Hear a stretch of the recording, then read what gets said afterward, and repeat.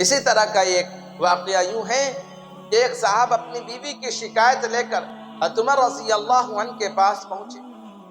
دیکھا کہ اندر سے حضرت عمر رضی اللہ عنہ کی بیوی کی بلند آواز آ رہی تھی باہر کی طرف۔ وہ صاحب لوٹ گئے کہ عمر کا بھی معاملہ نہیں چلتا اپنی بیوی پر، تو وہ میرا معاملہ میری بیوی پر کیا چلے گا؟ تو بتانا مقصد یہ ہے کہ معاملہ سب کے ساتھ ہوئے، کوئی استفاق نہیں ہے۔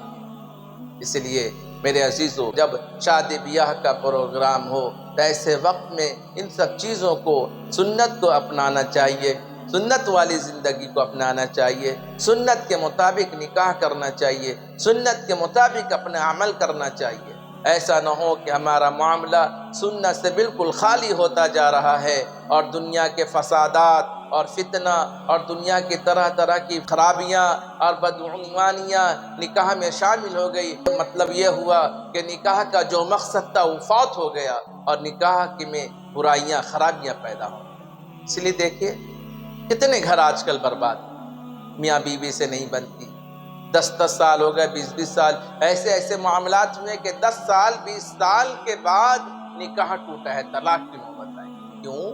اس وجہ سے کہ سنت والے عمل کو چھوڑ دیا، جناب رسول پاک صلی اللہ علیہ وسلم کے طریقے کو چھوڑ دیا۔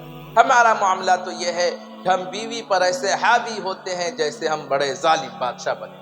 نکاح کے خطبے میں ایک آیت پڑھی جاتی ہے جس میں آپ علیہ الصلوۃ والسلام نے فرمایا خیرکم خیرکم لأہلہ وانا خیرکم لأہلی، کہ تم میں بہترین شخص وہ ہے جو اپنے گھر والوں میں بہتر ہوں اور میں تم میں سب سے بہتر ہوں اپنے گھر والوں۔ بتانا مقصد کیا ہے؟ آج کل کا معاملہ کیا ہے کہ ہر آدمی اپنے دوست کے ساتھ، اپنے احباب کے ساتھ بڑا خوش نظر آتا ہے اور چائے وائے کی محفلیں سجتی ہے، گپے شپے ہوتے ہیں، ادھر کی بات ادھر کی بات، بہت خوش ہوتا ہے اور خوب مزے لیتا ہے۔ جب وہ گھر جاتا ہے تو بیوی پر ایک دم غصے میں رہتا ہے اور بیوی پر ٹھونس جماتا ہے۔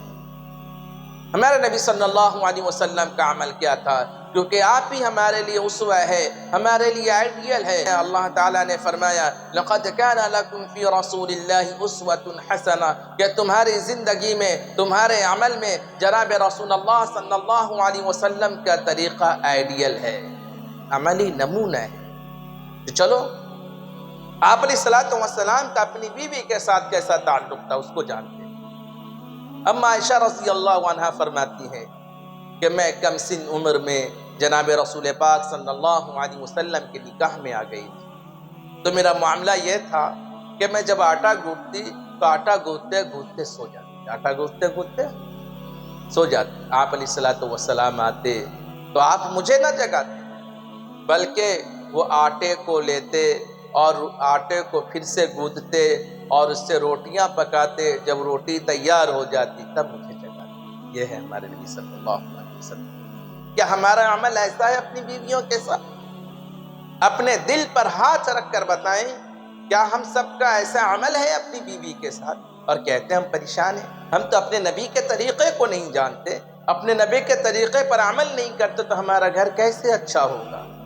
ایک روایت میں تو یوں آیا ہے کہ اماں عائشہ فرماتی ہیں کہ جب میں آٹا گوندتے گوندتے سو جاتی تو بکریاں آتی اور آٹا کھا کر چلی جاتی، بکریاں آتی اور آٹا کھا کر چلی جاتی۔ آپ علیہ الصلوۃ والسلام جب آتے آپ دیکھتے، لیکن کبھی آپ علیہ الصلوۃ والسلام نے اس بات پر مجھے نہ کبھی مارا نہ کبھی ڈانٹا۔ یہ ہے ہمارے نبی صلی اللہ علیہ وسلم کا اپنی بیوی کے ساتھ سلوک، اور ہمارا سلوک کیسا ہوتا ہے؟ اسی لیے آپ علیہ الصلوۃ والسلام نے فرمایا کہ تم میں بہترین شخص وہ ہے جو گھر والوں میں بہتر ہو، اور گھر والوں میں سب سے پہلا حقدار جو ہے وہ اچھے حسن کا، اچھے اخلاق کا اور اچھے تعلقات کا سب سے بہترین، سب سے پہلا مستحق جو ہمارے ماں باپ ہیں، والدین ہیں، اس کے بعد بیوی بچے ہیں، بھائی بہن ہیں، رشتہ دار احباب، الاقرب فی الاقرب، جس طرح سے جو قریب ہیں جن کی رشتہ داری اس طرح سے۔ اس لیے میرے عزیزوں، اپنی زندگی کو خوشگوار بنانے کے لیے، اپنی خاندانی زندگی کو اپنی گھریلو زندگی کو خوشگوار بنانے کے لیے ہمارے نبی صلی اللہ علیہ وسلم کی سیرت کو اپنایا جائے، ان کی زندگی کو اپنایا جائے، ان کے طریقے کو اپنایا جائے، اسی پر ہماری زندگی کامیاب ہوگی، اور دنیا کامیاب ہوئی تو آخرت بھی کامیاب ہوئی۔ اسی لیے ہمیں دعا سکھائی جاتی ہے، اللہ خود سکھاتا ہے، ربنا آتنا فی الدنیا حسنہ وفی الآخرۃ حسنہ، کہ اللہ ہماری زندگی بھی اچھی بنا اور ہماری آخرت بھی اچھی بنا۔